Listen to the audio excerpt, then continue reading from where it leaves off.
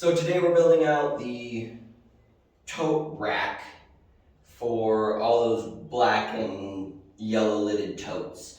I pre-laid out all my lines on all my wood so I could just build it real fast. I'll go through at the end of the video and show you all those measurements. This is going to be a 15 total tote piece. Like, it'll hold 15 total totes. I'm doing it 3x5 just so it's not super tall. I want to be able to stack stuff on top of it.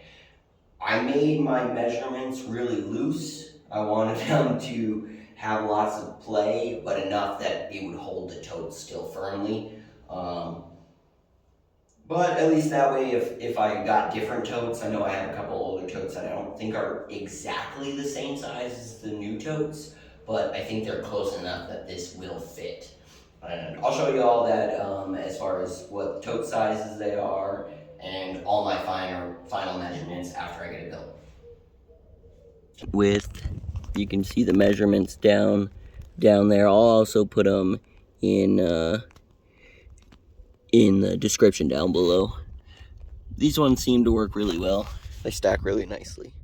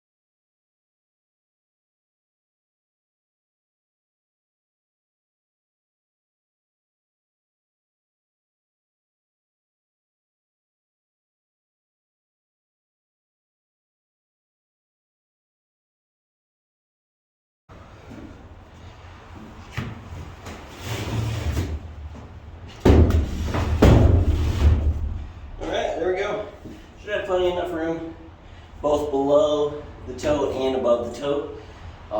If you don't overpack your totes, it should be fine. If you need to, you might need to shave these down a little bit or widen out your spaces in between each one. All right, so as promised, here are all the measurements for the tote rack. I already showed you what the size of the tote is. And I will give you the list of material. First, what you need is 4 2x4s, 9 feet long. You'll need a little bit, that'll leave a little extra, which is fine. You need 6 2x4s, 8 feet long. Those are for your uprights. Those get cut down to 47 inches, 48 if you just want more space in between each one. And then you need 10 2x2s, 8 feet long, and you cut them down to 31 inches. So you end up with a pretty tight rack, not a lot of extra wood. You may need a couple extra for bracing along the back or along the top to keep it square.